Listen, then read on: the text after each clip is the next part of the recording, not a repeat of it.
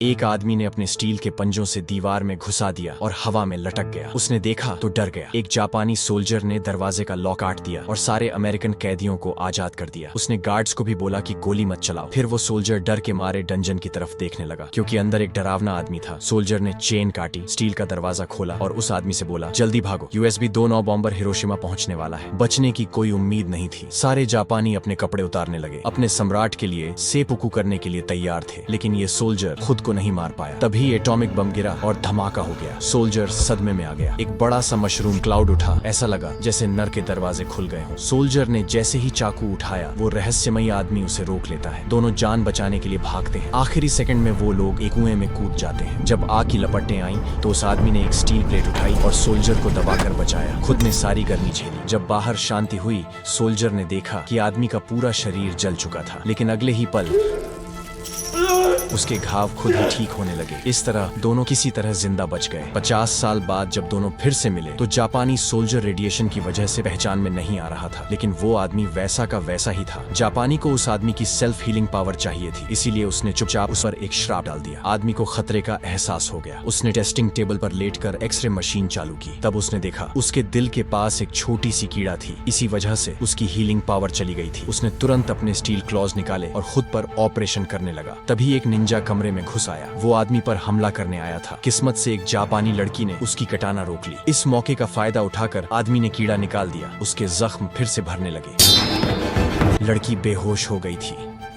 Critical moment पर आदमी ने निंजा की कटाना को ब्लॉक किया। जब निंजा ने उसकी हीलिंग पावर वापस देखी, तो डर के मारे पीछे हट गया। उसने कटाना से उसके चेहरे पर वार किया, लेकिन आदमी का जख्म तुरंत ठीक हो गया। आदमी वहां से जाने लगा। उसने निंजा को माफ करना चाहा, लेकिन निंजा ने एक और हमला किया और कटाना उसके सीने में घुसा दी। लेकिन फिर भी कोई असर नहीं हुआ। आदमी ने निंजा को हरा दिया और कटाना अपने शरीर से निकाल ली। हम ये पूरी मूवी नहीं दिखा सकते कॉपीराइट और मोनेटाइजेशन पॉलिसी की वजह से, लेकिन अगर आपको ये मूवी फ्री में देखनी है तो डिस्क्रिप्शन चेक करें।